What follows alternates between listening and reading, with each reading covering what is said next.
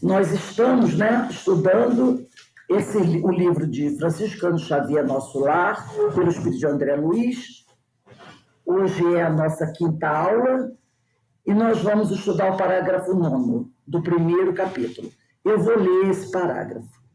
Em verdade, não for um criminoso no meu próprio conceito. A filosofia do imediatismo, porém, absorvera-me. A existência terrestre. Desculpe. Em verdade, não for um criminoso no meu próprio conceito. A filosofia do imediatismo, porém, absorvera-me.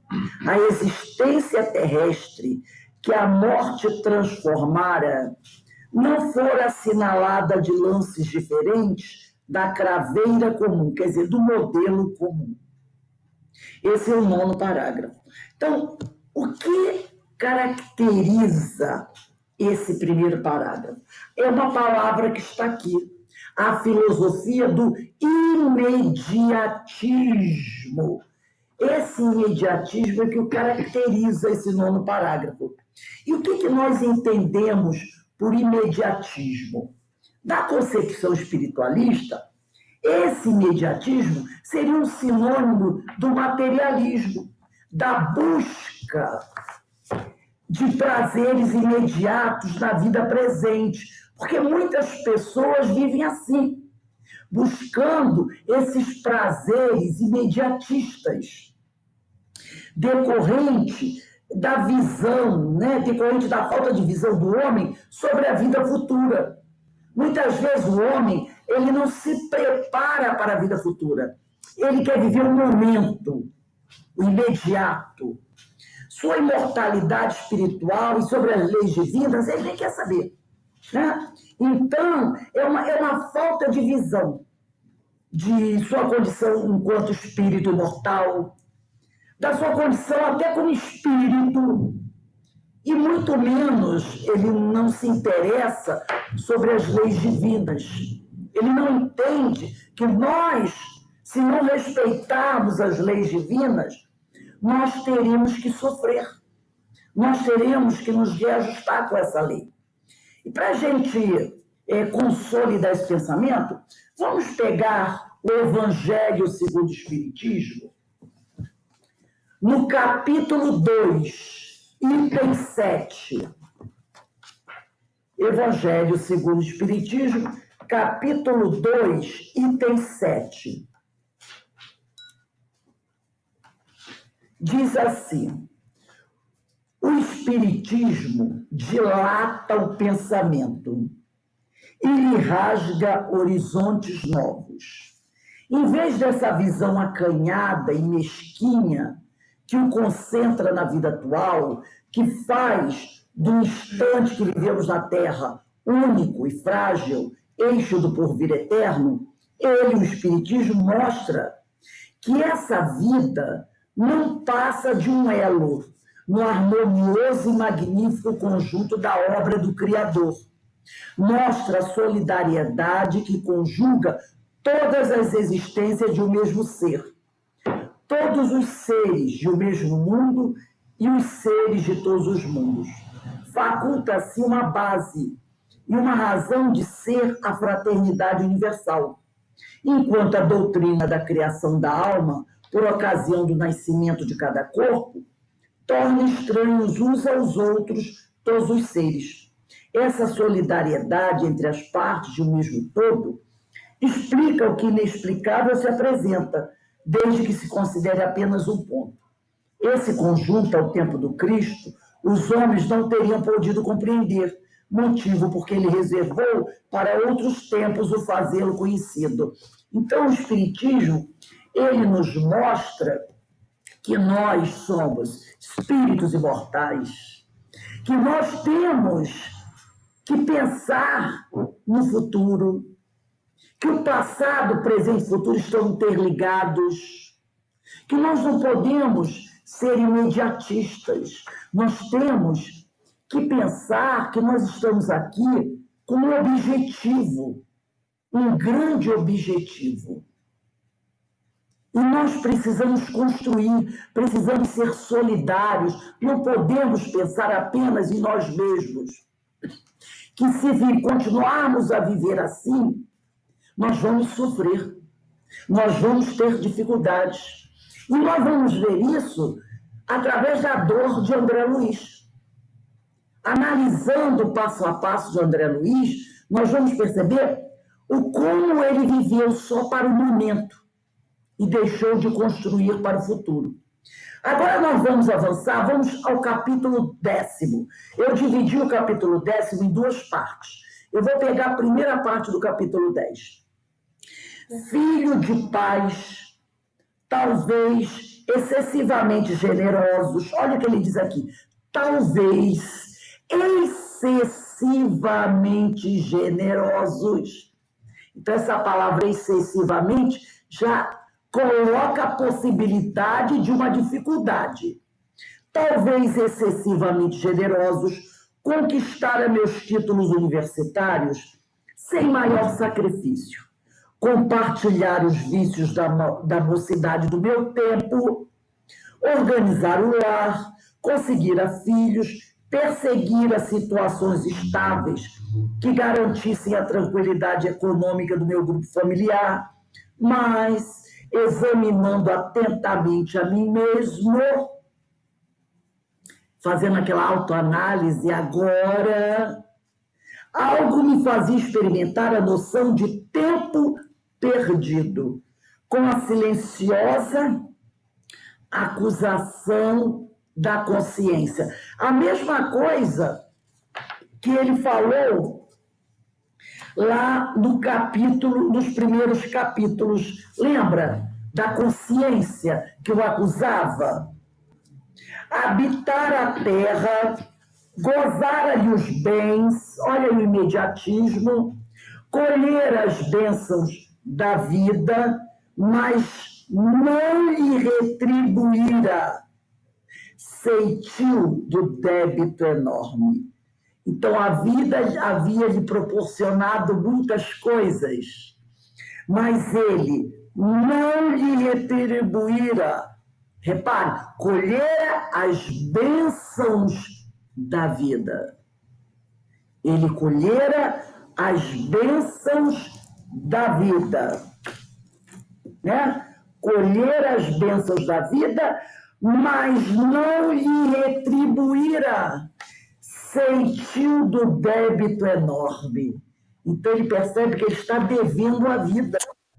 A vida havia concedido a ele muitas bênçãos e ele não soubera agradecer. Ele se tornou um egoísta. Muito recebeu, pouco ofereceu. Então, o que caracteriza todo esse parágrafo? Apesar de eu estar só na primeira parte desse 10º parágrafo. Oportunidade perdida. Ele mesmo disse aqui, tempo perdido, oportunidade perdida. Ele mesmo disse, a vida me deu muito. O que eu devolvi à vida? Quase nada.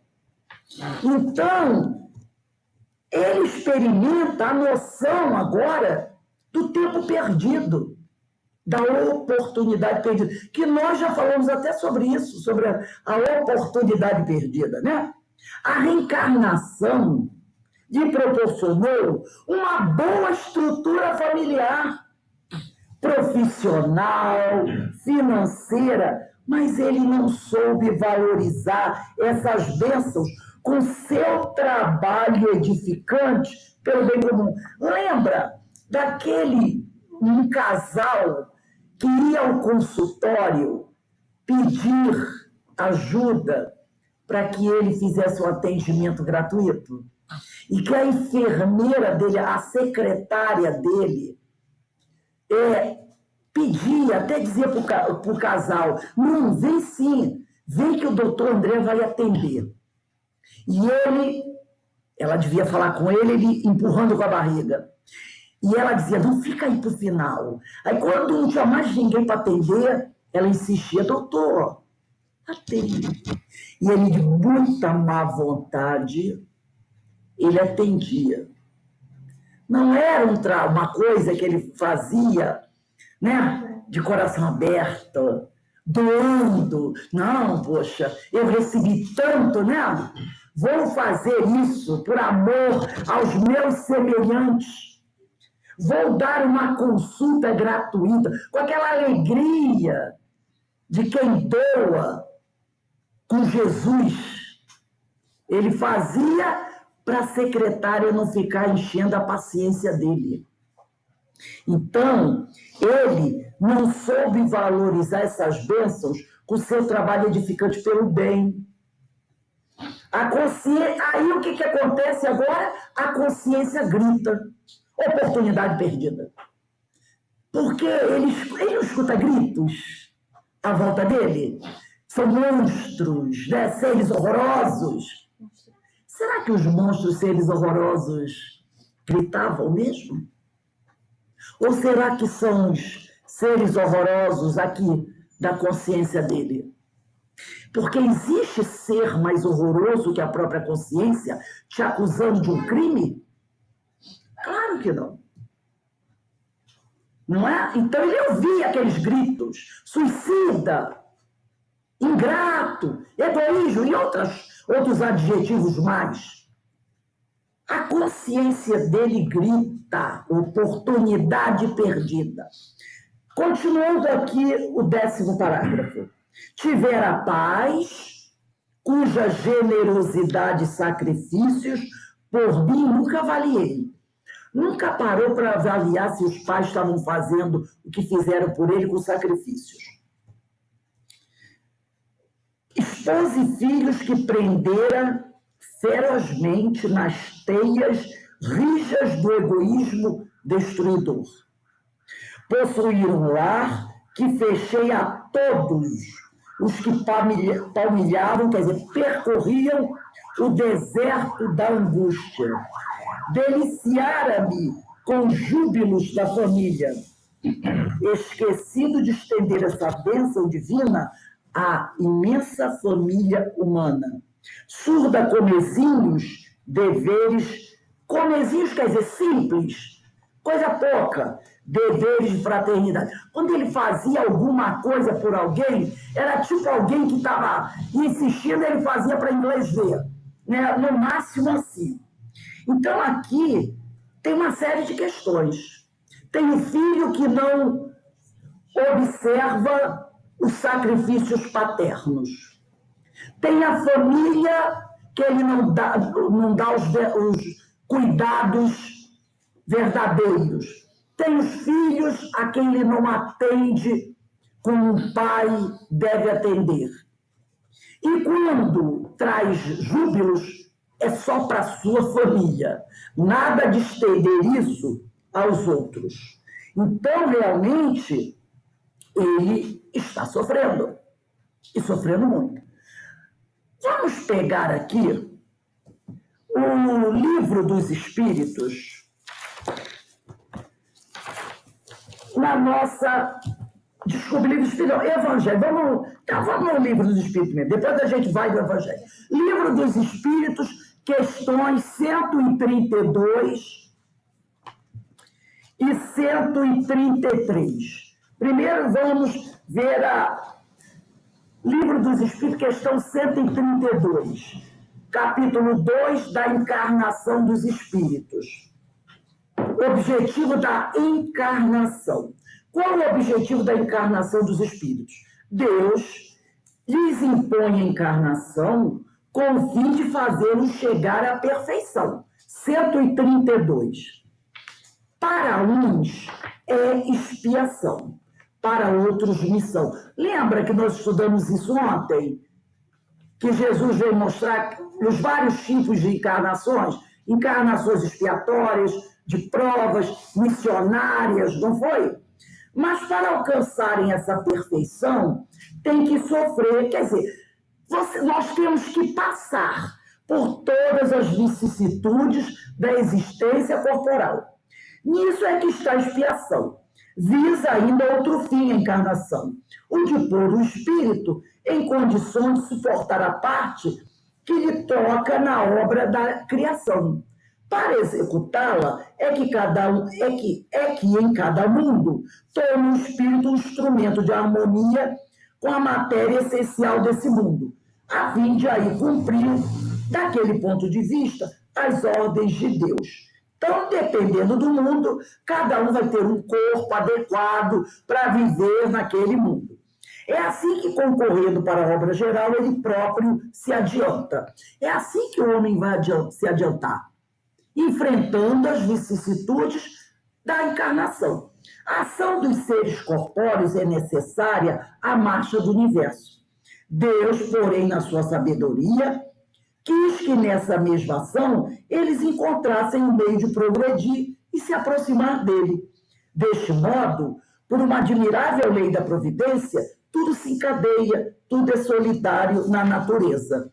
133. Tem necessidade de encarnação os espíritos que desde o princípio seguiram o caminho do bem?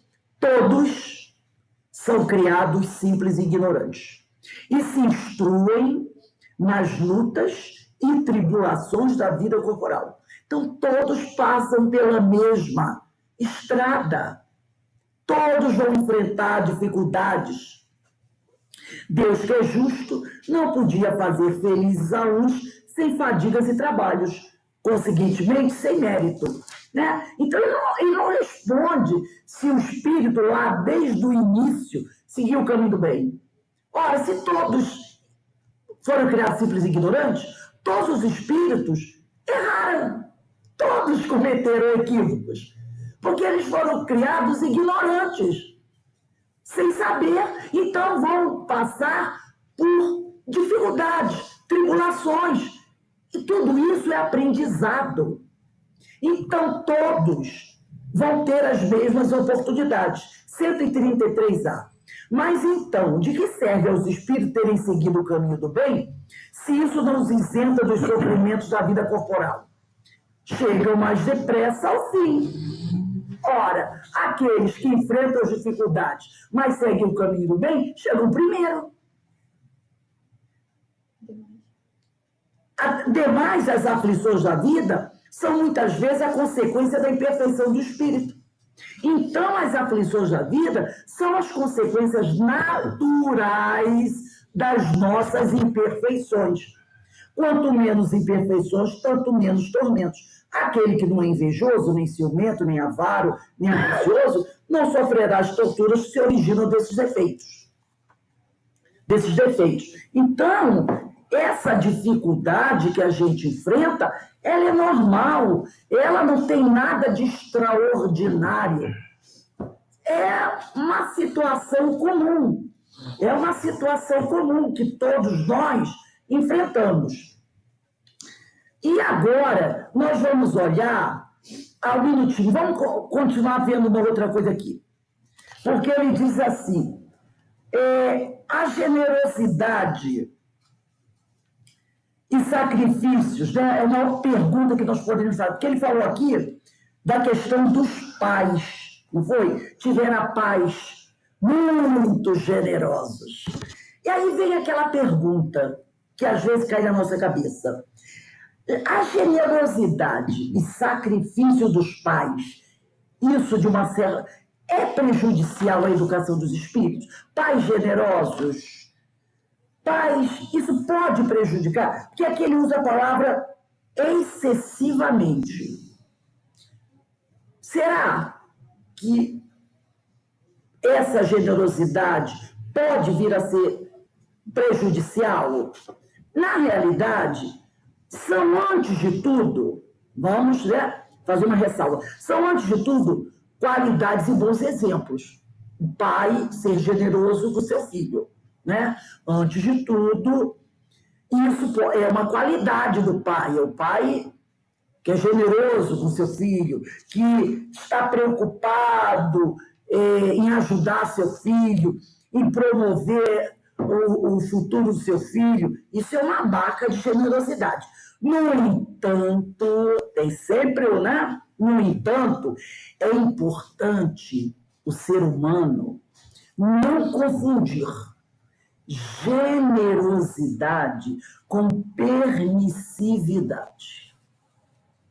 Porque às vezes o pai, querendo ser um bom pai, faz o que está aqui no livro de André Luiz. Há um excesso, né? Um excesso de generosidade. Tem uma frase que eu, às vezes, eu vejo... Oi, pode falar. Fala, E Alberto. às vezes o pai tem que dar limite. E educar é dizer não, né? Às vezes, Sim. né? Porque é necessário, né? Dar o limite, porque é altivez e amor, né? E às vezes também a gente escuta umas frases.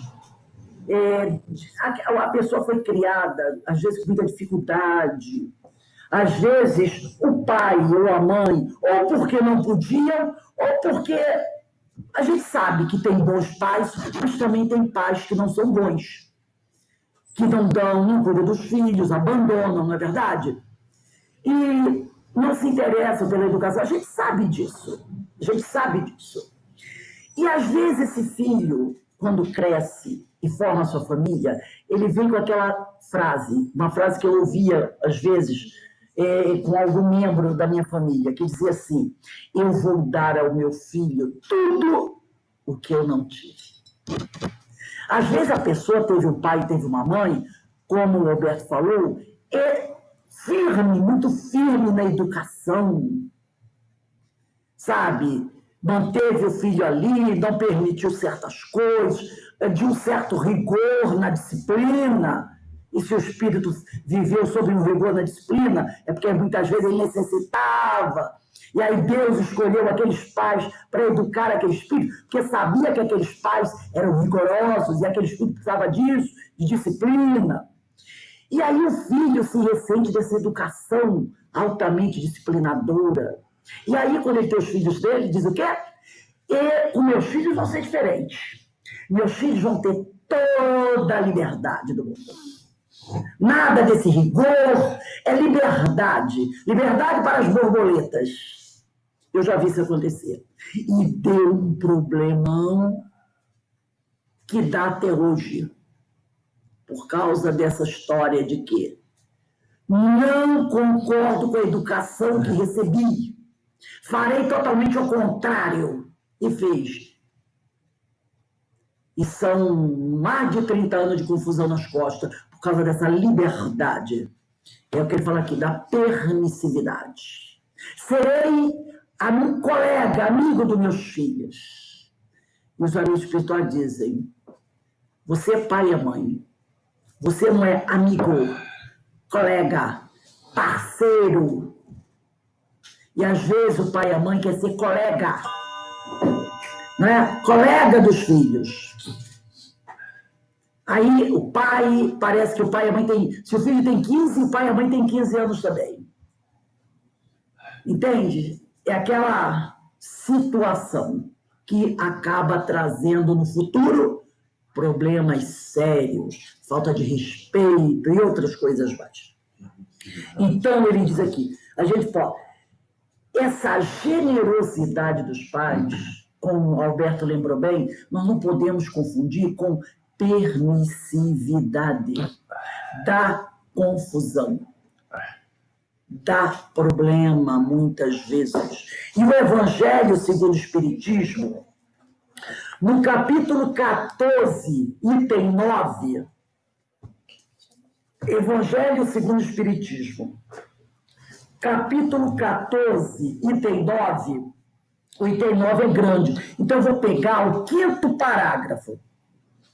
Quando vocês chegarem no 5º parágrafo do Evangelho, no item 9, contem aí 5 parágrafos.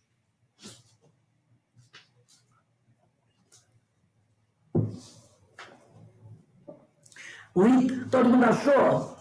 O item 9? Conta aí 5 parágrafos.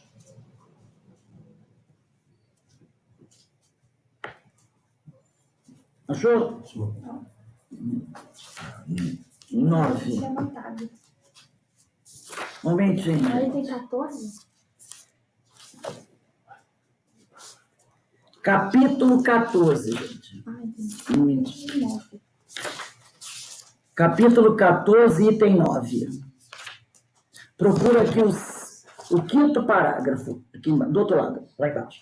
Diz assim: ó espíritas. Então, o recado não é para os evangélicos nem para os católicos, tá? O irmão aqui está indo direto. Ele está nos trazendo ali. É Santo Agostinho. Ele diz assim: ó espíritas, compreendei agora o grande papel da humanidade. Compreendei que quando produzis um corpo para o filho, a alma que nele encarna vem do espaço para progredir. Nós, homens, produzimos corpos. Nós não produzimos espíritos, porque a gente diz o quê? Meu filho. Ele é filho de Deus. É filho de Deus.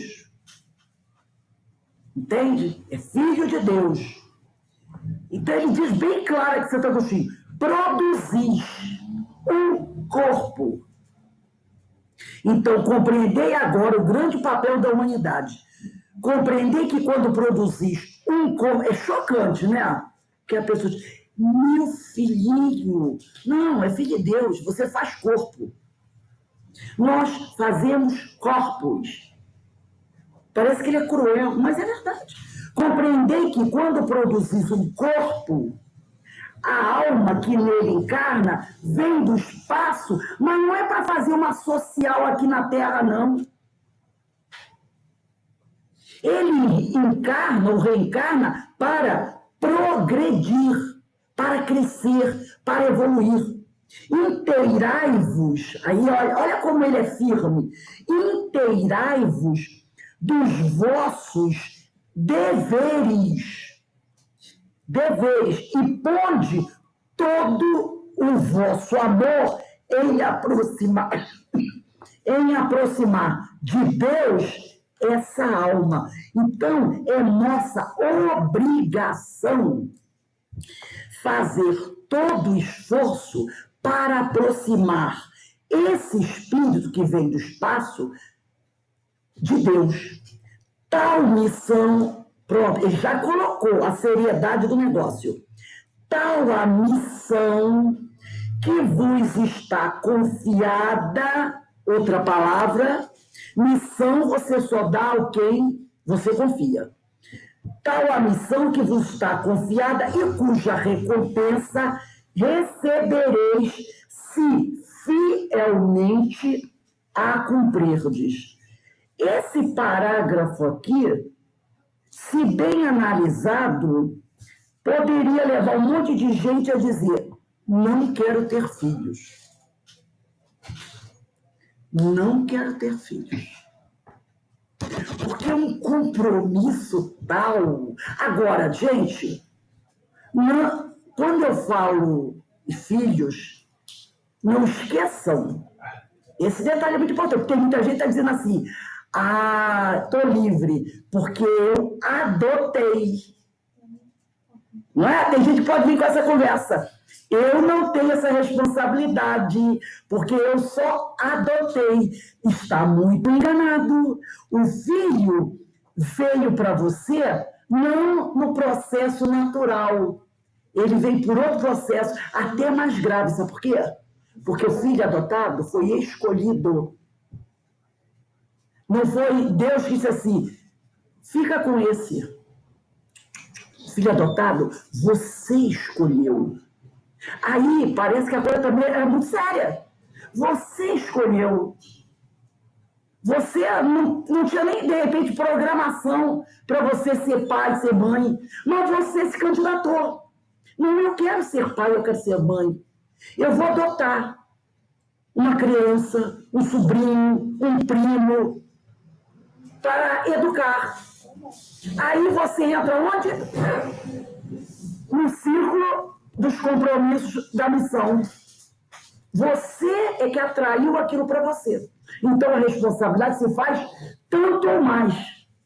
Então, ele diz aqui, os vossos cuidados e a educação que lhe dareis auxiliarão o seu aperfeiçoamento e o seu bem-estar futuro. Lembrai-vos de que a cada pai e a cada mãe perguntará a Deus: que fizeste do filho confiado à vossa guarda? Se por culpa vossa ele se conservou atrasado, lembra do Jerônimo, lá do Memória Suicida? Viu o problemão dele? Lembra do problemão dele? Se por culpa vossa ele se conservou atrasado, tereis como castigo vê-lo entre os espíritos sofredores, quando de vós dependia que fosse ditoso. Então vós mesmos, assediados de remorsos, pedirei vos seja concedido reparar a vossa falta. Solicitareis para vós e para ele outra encarnação, em que o cerqueis de melhores cuidados e em que ele, cheio de reconhecimento, vos retribuirá com seu amor.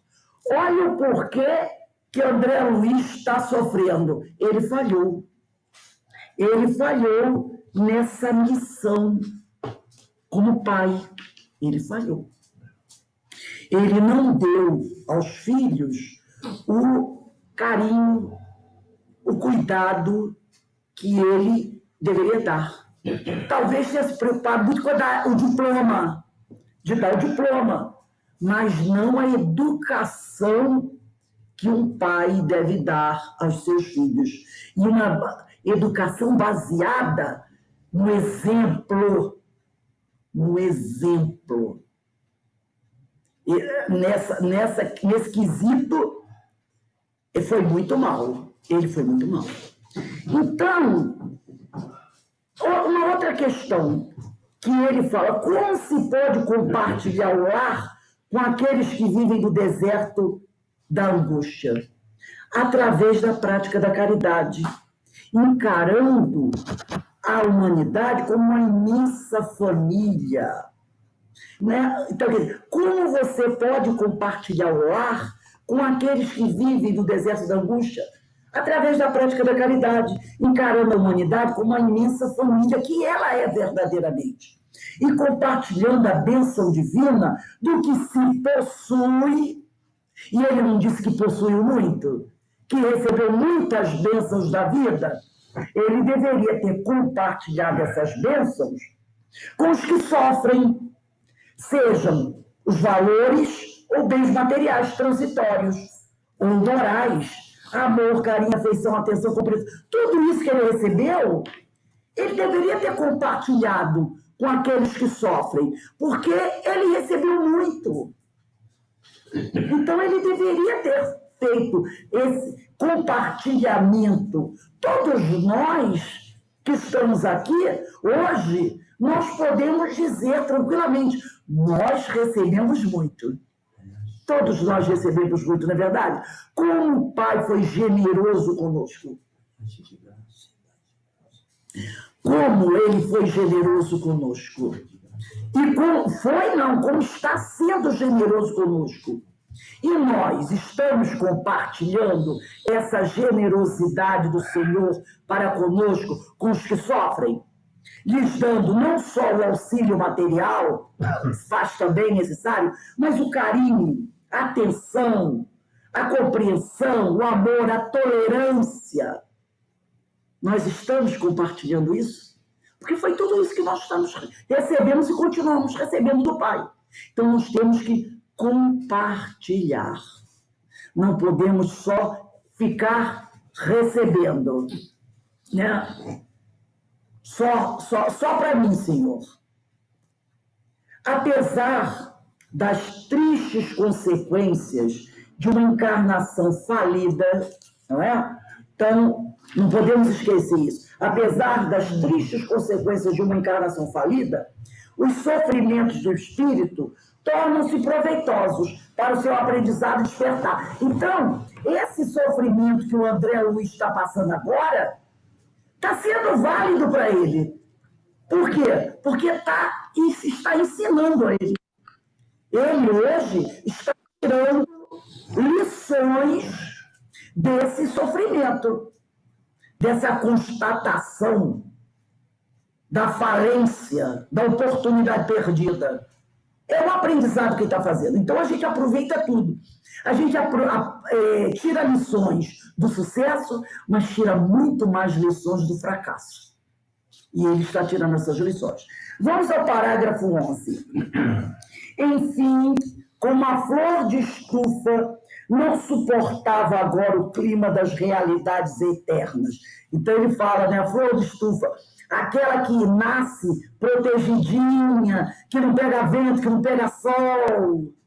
Então ele diz aqui, enfim, como a flor de estufa não suportava agora o clima das realidades eternas.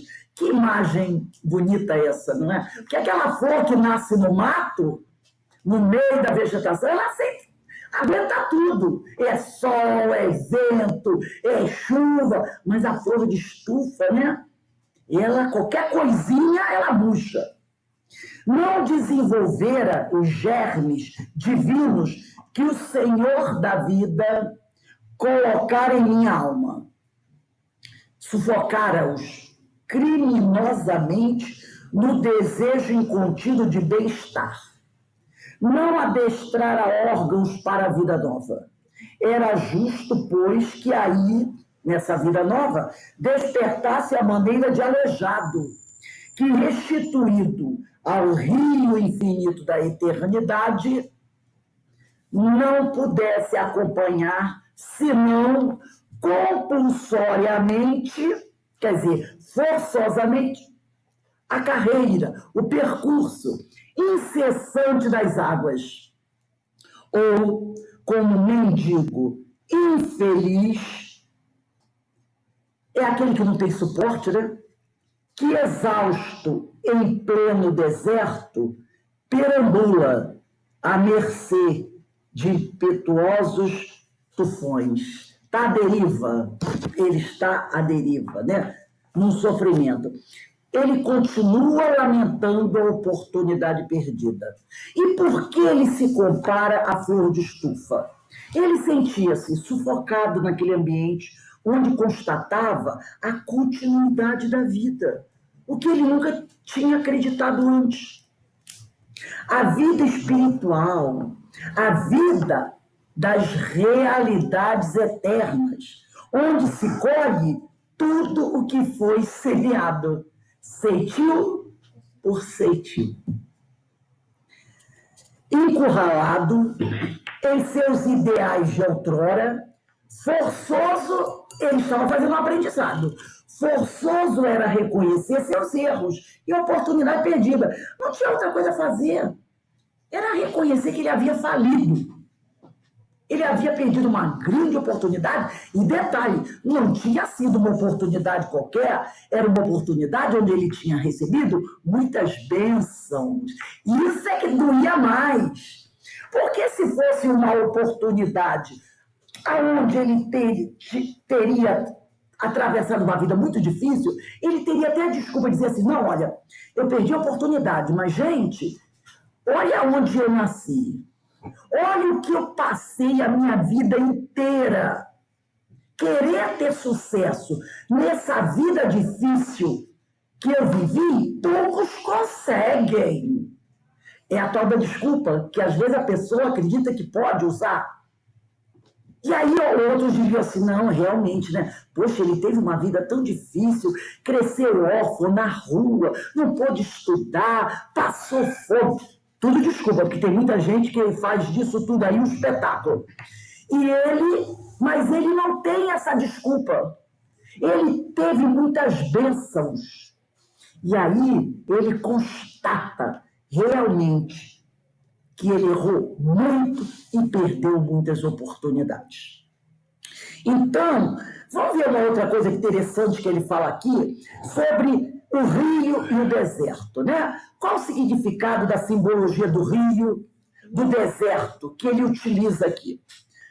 Vamos analisar, trazer um exemplo. Vamos imaginar uma pessoa que é deficiente física, que não tem as mínimas condições de andar, não sabe, porque deficiente físico nada pra caramba. Quem quer, é só olhar as Paralimpíadas, a gente morre de vergonha, né? Mas vamos imaginar que seja um deficiente físico que não sabe nadar, né? Não sabe nadar. Então, um deficiente físico, sem nenhumas condições de recorrer à natação, ele jogado ao rio, ele será arrastado à corrente desse rio e não vai ter meios para se socorrer, não é verdade? Da mesma forma, se você encontrar um mendigo no deserto, uma pessoa do deserto, sem nenhum recurso, sem um cantil de água, sem nada para comer, fraca, debilitada em suas forças, o que vai acontecer com ela? Será arrastada impiedosamente. De repente, a gente sabe que no deserto é aquelas tempestades de areia, né? Tempestades horrorosas. Uma pessoa fraca, debilitada, também será arrastada por esses ventos e poderá vir a morrer, como o deficiente físico que é jogado ao rio de ondas, né? Muito caudaloso, ele vai morrer afogado. Assim é o espírito, quando ele chega na erraticidade, sem as aquisições de espiritualização. Quando a gente chega à erraticidade, completamente nu de aquisições espirituais, como André Luiz chegou, somos como aquele que é jogado ao rio, que não sabe nadar e não tem onde se apoiar, porque a água não tem cabelo, acaba se afogando. Ou aquele que está perdido no deserto, sem nada para sobreviver e ainda é pego por uma tempestade. Ele vai ficar o quê? À deriva, perdido, desesperado. Assim são os espíritos quando desencarnam e chegam no plano espiritual sem preparo, sem terem se preparado para a morte, para a vida futura, sem as aquisições de espiritualização, sem conhecimentos e prática moral que a vida na terra corpórea lhe ofereceu, que lhe dariam essas aquisições oportunidades, né, para ele atravessar agora o rio e o deserto das regiões inferiores, porque nós não somos espíritos imperfeitos? Somos. Será que quando eu desencarnar eu vou para, sei lá, Júpiter? Vou alugar uma casa do lado de Mozart? Será? Claro que não. Claro que não. Estou num planeta de provas e expiações, eu sou perfeitível, cheio de dificuldades. Então, para eu atravessar o rio e o deserto das regiões inferiores, eu preciso ter uma boa bagagem. E por que essa bagagem? Para que eu possa chegar às zonas de sustentação e auxílio. Lembra, depois nós vamos ver isso? Que alguns espíritos, o máximo que chega aqui e não consegue atravessar. Por que eles não conseguem atravessar essas zonas difíceis? Porque não estão preparados para a viagem. Então, ele não consegue alçar a altas esferas, ou numa situação melhor, ele não se preparou. Então, ele não tem condições para atravessar esse rio e esse deserto das regiões inferiores, essas zonas mais difíceis. Ele não consegue, como ele não conseguiu. Vamos pegar aí o Evangelho, no capítulo 5, item 18. Evangelho, capítulo 5, item 18.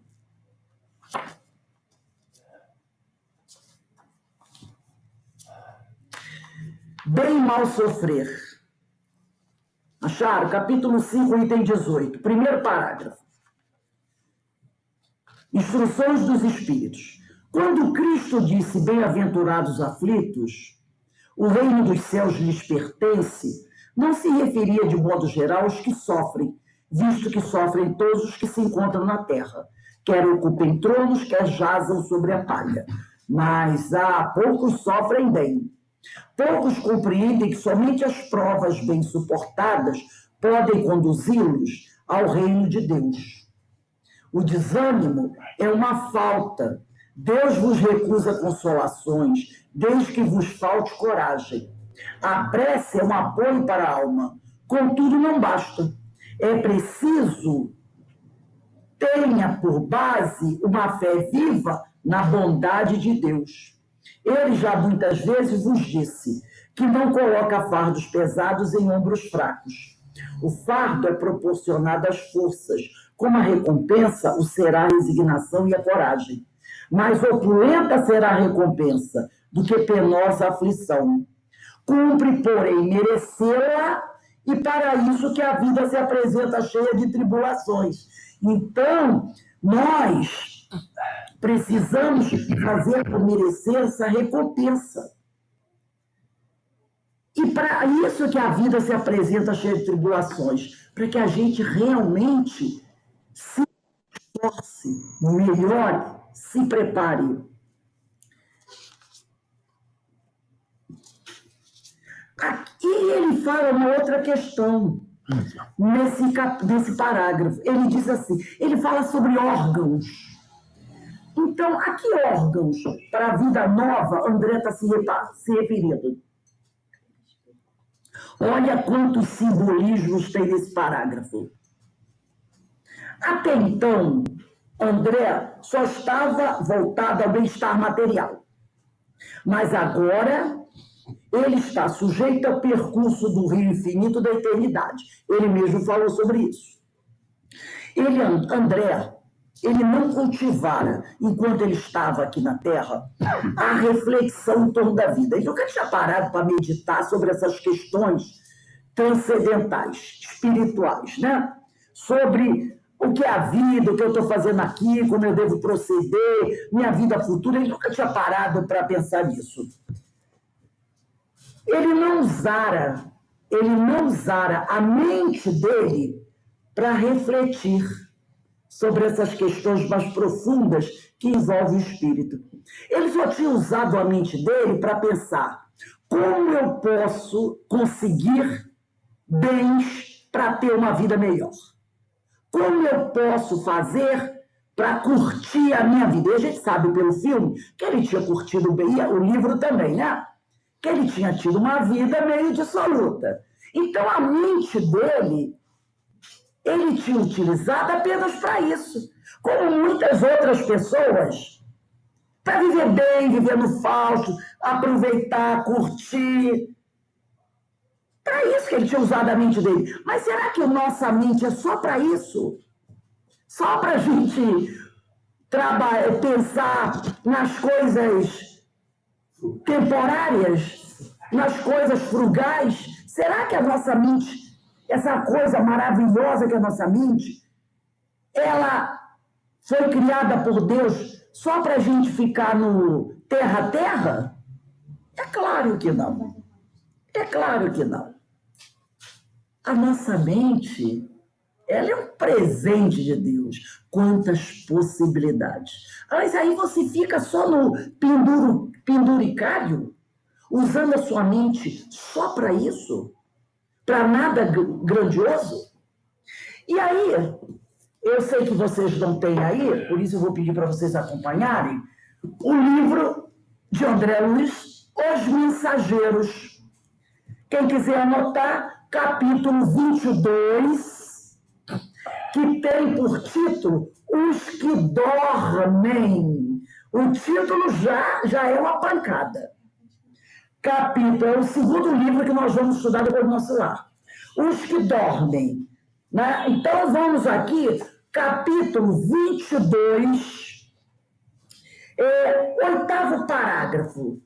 Vou esperar um minutinho aí para vocês procurarem o oitavo parágrafo. No capítulo 22, os que dormem.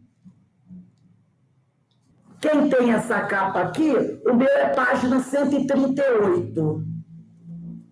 Os que dormem. Oitavo parágrafo. Todo mundo achou aí? Ele diz assim, no oitavo parágrafo. Denise, é capítulo 22, tá? Oitavo parágrafo. Ele diz assim, este é o nosso aparelho de sinalização luminosa. André Luiz está fazendo uma visita. Estamos no centro dos pavilhões a que se recolhem irmãos ainda adormecidos. Os numerosos cooperadores dirigiam-se em ordem para a zona de serviços que lhes competiam. Depois de pequena pausa, falou o administrador com firmeza: iniciemos o trabalho de assistência. Ao primeiro sinal luminoso de Alfredo, acenderam-se numerosas lâmpadas elétricas. Então, dominando a custo a primeira impressão de horror, vi, olha só, André Luiz já teve um susto. Ele teve uma expressão de horror com o que ele viu. Vi extensas filas de leitos ao rés do chão. Ele viu vários leitos no chão, um ao lado do outro, no chão, né? Ocupados todos por pessoas mergulhadas em profundo sono. Muitos tinham um semblante horrendo. Eram muito poucos os que traziam as pálpebras cerradas, parecendo tranquilos. Eram poucos aqueles que mantinham os olhos fechados, parecendo tranquilos. Em quase todos, estampavam-se-lhe dos olhos, aparentemente vitrificados, o extremo pavor e o doloroso desespero da morte. A maioria estava de olho arregalado, vitrificado. Cadavérica palidez cobria-lhes a face. Recordando a literatura antiga, pensei nos velhos túmulos egípcios. Tínhamos diante de nós centenas de múmias perfeitas. Raríssimos pareciam dormir um sono natural. Aproximando de nós outros, Alfredo falou a Aniceto. Aniceto é o orientador de André Luiz, em particular. Infelizmente, disse Alfredo para Aniceto, não podemos atender a todos. Por quê? Perguntou Aniceto, comovido. Estamos aguardando o pessoal adestrado. Tenho aqui a colaboração de 80 auxiliares para este gênero de serviço. Entretanto, não pode cada qual atender a mais de 5 doentes de uma só vez. Imagine, cada um tinha que atender 5. Ele tinha 80. Os 80 não davam conta. Olha o número, né? Olha só. Entretanto, não pode cada qual atender mais de 5 doentes de uma só vez. À vista disso, dos nossos 1.980 abrigados, separei os 400 mais suscetíveis de próximo despertar, a fim de submetê-los ao tratamento intensivo. Então, ele só pode dar um tratamento mais especializado para 400. Falta gente para trabalhar. Está faltando trabalhador aqui. E os demais?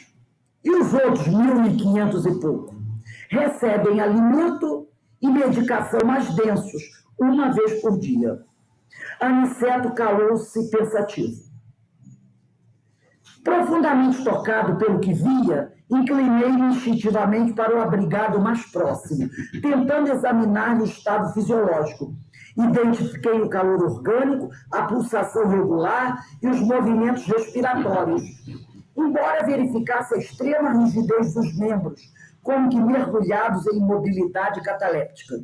Indescritível impressão apoderou-se de mim. Levantei-me assustado. Dirigi-me a Aniceto com a máxima discrição e interroguei. Explicai-me, por Deus, que vemos aqui. Estamos, acaso, na moradia da morte, depois da morte? O instrutor sorriu complacente e explicou em voz quase imperceptível. Sim, André, este sono é verdadeiramente avançada imagem da morte. Aqui permanecem, com a bênção do abrigo, alguns milhões dos nossos irmãos que ainda dormem. São as criaturas que nunca, olha só, são as criaturas que nunca se entregaram ao bem, ao bem ativo e renovador em torno de si. E, mormente, os que acreditaram convictamente na morte como nada, o fim de tudo, o sono eterno. A ferrugem ataca a enxada ociosa. O entorpecimento invade o espírito vazio de ideal criador.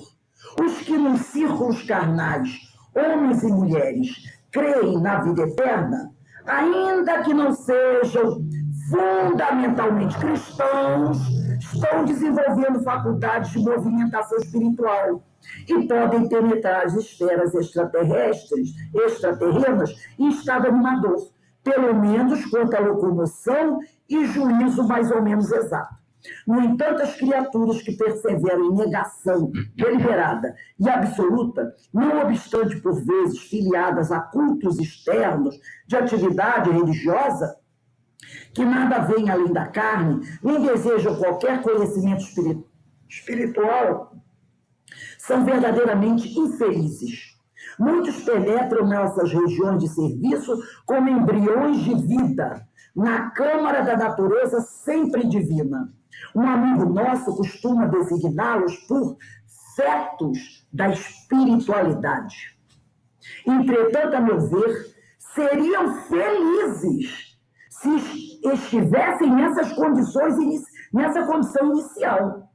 Temos a certeza, porém, de que muitos se negaram ao contato da fé, absolutamente por indiferença criminosa aos desígnios do Eterno Pai. Dormem, porque estão magnetizados pelas próprias concepções negativistas. Permanecem paralíticos, porque preferiram a rigidez ao entendimento. Mas dia virá em que deverão levantar-se e pagar os débitos contraídos. Eis porque os considero sofredores. Primeiramente, demoram no sono em que acreditaram. Mais tarde, acordam. Porém, a maioria não pode fugir à enfermidade e à perturbação, como acontece aos irmãos dementados que vimos ainda há pouco. É um quadro assustador. É um quadro assustador. Esse daqueles que se tornam, são os dorminhocos encarnados. Mas não é aquele sono, né? Não é aquele sono da caminha, é o sono da atividade, é o sono da caridade, que é o amor em ação. É esse sono que vai levar essa paralisia terrível após a desencarnação, né? Ô, Rose, Oi, pode falar. me diga uma coisa, esses irmãos aí que estão inconscientes, né? Em estado de inconsciência, eles passaram pelo umbral ou foram direto socorridos para essa colônia? Todos nós passamos pelo umbral. Todos nós. Mas isso é umbral. Ah, tá. Faixa de frequência vibratória. Ah, sim. Essa cena dessas macas nesse local é uma área de umbral. Sim. Nós não passamos daí. Nós ainda não conseguimos passar daí. Não é? Por exemplo, hoje o estado do nosso lar, ele é umbral? Sim. Nós estamos nessa faixa de frequência. Não? Nós ainda somos espíritos imperfeitos. Então, nós estamos nessa faixa de frequência. Né? Ou seja, pode falar. A nossa materialidade nos faz criar esses compartimentos, né? Compartimento de, vamos dizer, primeiro ano, segundo ano, terceiro ano. Né? A gente tem essa necessidade de materializar a situação. Exatamente. Né? E é tudo aqui a consciência. Isso. É consciência.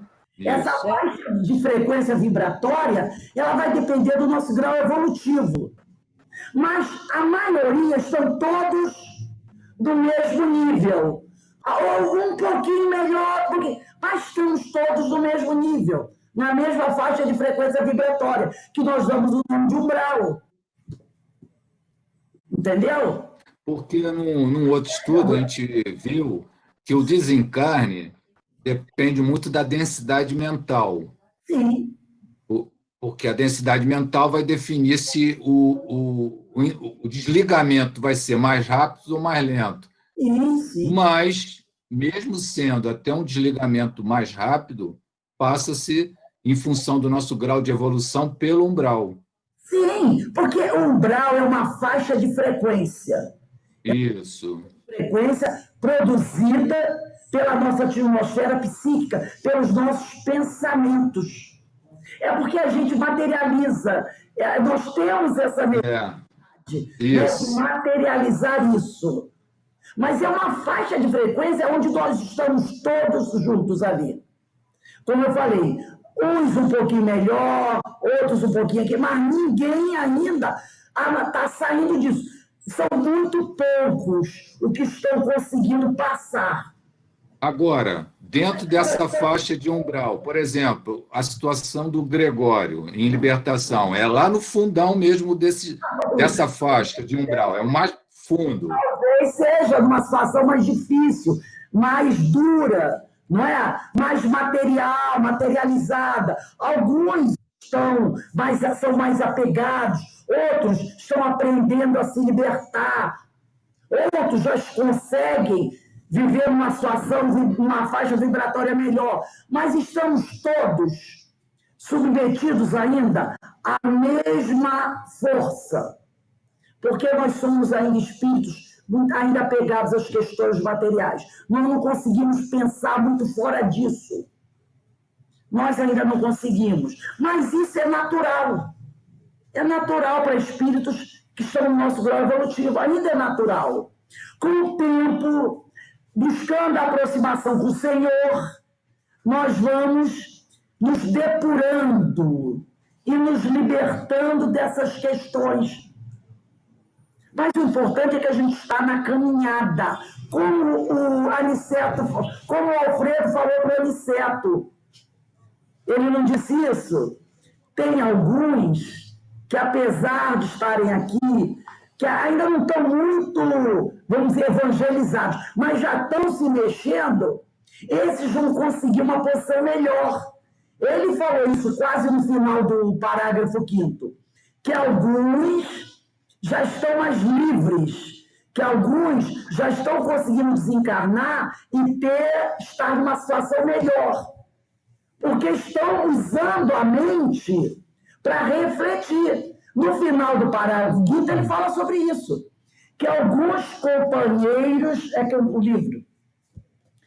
Por exemplo, Rose, Bezerra de Menezes, quando houve o desencarne de Bezerra, ele já estava numa condição muito acima do umbral, né? Que a Celina, se eu não me engano, Celina veio informar que Mãe Maria tinha informado que ele podia subir para um grau maior e ele disse, não, vou continuar aqui para ajudar os irmãos. Né? Muitos outros diziam assim, graças a Deus, estou aceitando agora. Estou indo agora, estou partindo agora. Não quero nunca mais olhar para trás. E olha ele. Por exemplo, no Voltei, o Jacó, mesmo com todo o trabalho em centro espírita, mas ele ainda tinha algumas questões ainda que manteve ele no umbral ainda, né? Aqui eu vou reler um trechinho do capítulo 22 do Mensageiros. Ele diz assim, no capítulo 22. Ele diz aqui, os que nos círculos carnais, homens e mulheres, creem na vida eterna, quer dizer, aquele que já consegue pensar na vida futura, que é um espírito, que a vida continua, os que já conseguem crer na vida eterna, ainda que não sejam fundamentalmente cristãos, estão desenvolvendo faculdades de movimentação espiritual, estão usando a mente para pensar, para refletir, e podem penetrar as esferas extraterrenas em estado animador, pelo menos quanto à locomoção e juízo mais ou menos exato. Esses já estão numa situação melhor, porque já estão usando a mente para refletir sobre os ensinos de Jesus, sobre a vida espiritual, sobre a continuidade da vida, sobre o mundo, né? Depois da morte do corpo. Esses já estão usando a mente para refletir Esses já vão atravessar esse rio e esse deserto em melhores condições. Será que já não somos nós? Será que nós já não estamos entre esses que ele diz aqui? Ainda que não sejam fundamentalmente cristãos, será que nós somos? Será que nós já somos fundamentalmente cristãos? Porque o que será uma pessoa fundamentalmente cristã? Isso. Eu Aí, penso que é alguém que cumpre a vontade de Jesus. o fundamentalmente cristão é aquele que o que é o fundamentamente cristão, que vivencia na essência os ensinos do Cristo. Que já está vivendo, pensando, refletindo, aplicando os ensinamentos do Cristo. Mas ele diz assim, mesmo aqueles que ainda não são fundamentalmente cristãos, mas já estão usando a mente para pensar sobre as coisas do Espírito. Será que nós não estamos já desse meio? Nós ainda não acredito que nós sejamos, pelo menos eu me coloco, uma pessoa fundamentalmente cristã. Mas já é o meu esforço. Então, talvez a gente atravesse esse rio, esse deserto, em melhores condições do que aquele que nem começou a pensar sobre isso. Usa a mente apenas para refletir sobre coisas materiais. Coisas efêmeras. É o que está dormindo, entendeu? São os que estão dormindo. Então, vamos continuar aqui. O que significa, né, esse não adestramento dos órgãos? Aí nós vamos aprofundar um pouquinho mais. Porque nós falamos da nossa mente, do pensar a vida do espírito. Agora nós vamos aprofundar um pouco mais. Né? Além de que se refere ao nosso preparo interior, que é usar a nossa mente para refletir sobre as coisas do espírito, que é a nossa vida mental, né? André também vai falar do perispírito, do corpo espiritual. Ele não adestrara órgãos para a vida nova. Ainda sentia fome, sede, necessidades materiais. O espírito não sente sede, não sente fome, como quando ele está encarnado. Tem a questão 257, que eu não vou ler aqui. Quem quiser depois, para se aprofundar, leia na questão 257, do segundo ao quarto parágrafo. Do segundo, Livro dos Espíritos, questão 257, do segundo ao quarto parágrafo. Essa 257 fala da sensação dos espíritos. Nós já vimos isso várias vezes. Ele fala uma repercussão. Tá? Então, pega a questão 257, do segundo ao quarto parágrafo do Livro dos Espíritos. Tem também a Revista Espírita, de dezembro de 1858, que ela vai repetir a questão 257, mas vai ampliar um pouquinho mais. Então, a Revista Espírita de dezembro de 1858 tem o capítulo Sensação dos Espíritos. Revista Espírita, dezembro de 1858, Sensação dos Espíritos. Nós vamos até estudar aqui, que a gente está estudando a Revista Espírita. Sensação dos Espíritos. Ele vai repetir a questão 257, mas vai ampliar um pouquinho mais. Tá? Relembrando, né? Vamos relembrar aqui. André, não suportava agora o clima das realidades eternas. Ele não suportava. Muitos espíritos reencarnam por sua absoluta incapacidade de adaptação às regiões espirituais superiores. Ele chega a um ponto e reencarna. E aí eu vou pegar, que é pequenininho, o livro Memórias do Suicida. Primeiro capítulo tem uma notinha de Ivone, vou ler só um pedacinho dessa nota. No meu livro, que é assim,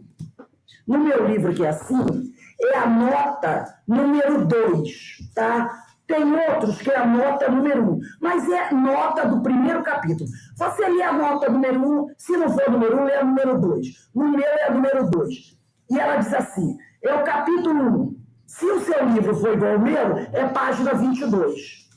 Aí tem uma nota da médium que diz assim: após a morte, antes que o espírito se oriente, gravitando para o verdadeiro lar espiritual que lhe cabe, será sempre necessário o estágio mantecâmara, numa região cuja densidade e aflitivas configurações locais corresponderão aos estados vibratórios e mentais do recém-desencarnado. Aí se deterá até que seja naturalmente desanimalizado.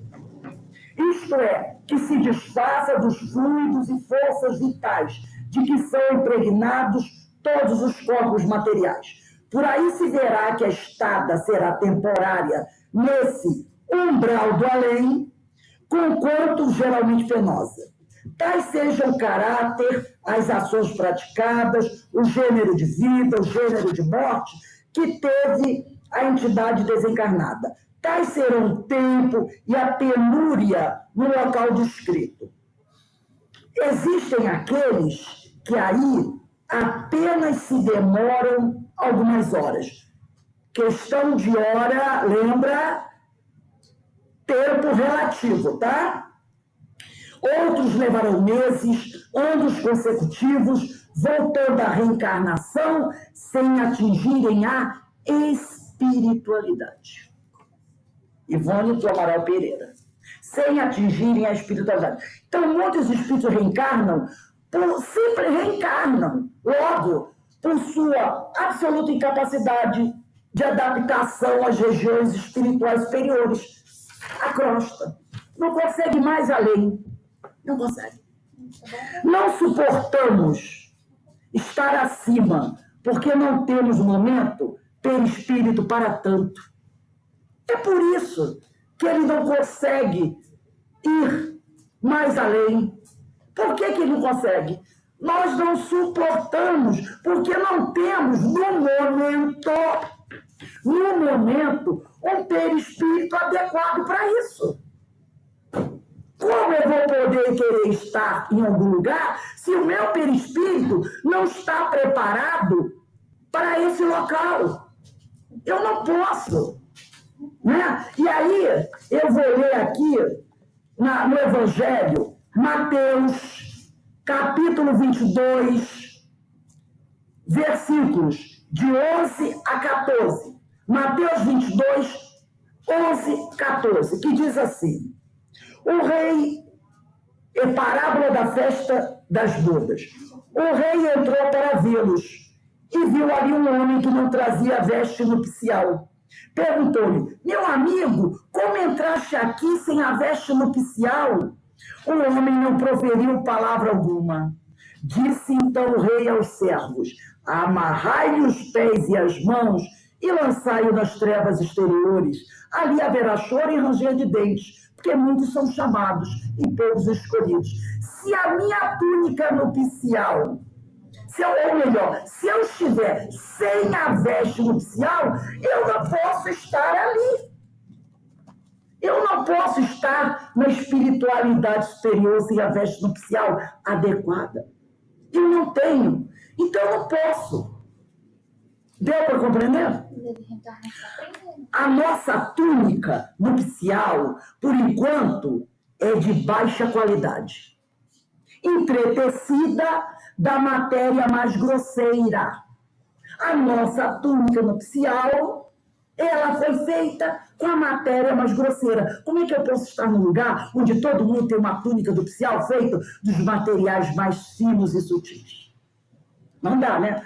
Toda a nossa luta evolutiva é pela tessitura de um corpo espiritual compatível com a natureza do próprio espírito. Toda a nossa luta, através das reencarnações, ela tem um objetivo, que é o quê? Elaborar um corpo espiritual compatível com a natureza do espírito, porque o espírito não é grosseiro, não. O espírito não é grosseiro. Agora, a túnica que ele veste, sim, que é o perispírito. Então, a nossa luta, através das reencarnações, é para tornar a nossa túnica do mesmo padrão do espírito. Espírito puro. Cristos. É isso que a gente está fazendo aqui. Procurando evoluir para ir o quê? Construindo uma túnica nupcial com a altura do espírito. Porque o espírito não é grosseiro. Agora, a túnica que ele está vestindo, sim. Não somos dotados de pulmões para respirar em dimensões tão rarefeitas. Lembra lá do segundo parágrafo, capítulo 1? Não temos esses pulmões. O espírito não necessita sofrer para aprender e evoluir. Ele pode, no exercício voluntário do bem e do amor ao próximo e na prática dos bons exemplos à sua volta, conquistar as alegrias de realizar a caridade, evitando assim enormes tormentos que alcançariam a si mesmo o objetivo. Deus quer que a gente evolua através do amor, mas a gente que escolhe a dor. Eu posso conseguir construir uma túnica nupcial legal através do amor, mas eu escolho a dor. Aí é o quê? É livre-arbítrio. E para a gente encerrar, vamos dar uma lida no parágrafo 12 para a gente fazer o encerramento desse capítulo. Parágrafo 12 diz assim: ó amigos da terra, quantos de vós podereis evitar o caminho da amargura com o preparo dos campos interiores do coração?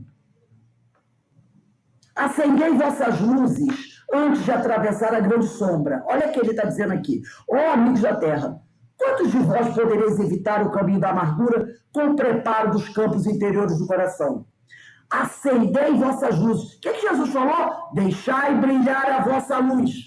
Acendei vossas luzes antes de atravessar a grande sombra. Eu vou deixar para acender minha luz depois? Não. Busca acender a vossa luz antes de atravessar a grande sombra. Lembra da noite que estudamos ontem? Lembra da noite? Buscai a verdade antes que a verdade vos surpreenda. Adoro essa frase. Buscai a verdade antes que a verdade vos surpreenda. Suai agora para não chorardes depois. Suai quer dizer, trabalhe agora, muito, para não chorardes depois. Buscai a verdade antes que a verdade vos surpreenda. Se o objetivo da encarnação é a evolução, devemos buscar a verdade, porque só ela vai nos levar à evolução, que nos libertará ainda na matéria dos interesses passageiros e nos despertará para os valores íntimos, melhorando o que somos e trabalhando pelo progresso de todos, realizando assim os propósitos divinos para a nossa existência terrena. Busca a verdade, que ela nos libertará das trevas. Mas que treva? Das trevas da ignorância. Então, se o objetivo da encarnação é a evolução, nós devemos buscar a verdade, que ela nos libertará ainda da matéria, ela ainda nos libertará na matéria. A verdade vai nos libertar enquanto estamos aqui na matéria. Por isso que ele falou, busca a verdade antes de atravessar a grande sombra. Então a verdade vai nos libertar enquanto ainda estamos encarnados. Vai nos libertar dos interesses passageiros e nos despertará para os valores íntimos, melhorando o que somos hoje e trabalhando pelo progresso de todos, porque nós vamos cuidar de nós vamos ajudar o nosso próximo, realizando assim os propósitos divinos, porque esse propósito de nos melhorarmos, de nos transformarmos em espíritos puros, é Deus que nos pede isso. Ele nos criou para sermos felizes. Então, nós estaremos realizando assim os propósitos divinos para a nossa existência terrena, porque nós estamos aqui. Então, devemos trabalhar enquanto é dia. Devemos trabalhar enquanto é dia, enquanto estamos a caminho. Assim, meus amigos, nós encerramos o nosso primeiro capítulo do livro Nosso Lar. Eu espero que vocês estejam apreciando esse estudo, eu adoro. e ele está bem articulado com os outros estudos que nós estamos fazendo, né? O estudo de ontem. Então, eu acho que está ajudando bastante esse aprendizado, que a gente possa continuar juntos nessa caminhada. Vamos dar uma paradinha de 15 minutos. Quando for 18h40, nós retornamos para estudar o livro dos médios, tá bom? Então, até 18h45, nós estaremos aqui juntos. Então, para aqueles que vão ficar, nos encontraremos novamente. Para aqueles que não estarão conosco, um beijo no coração.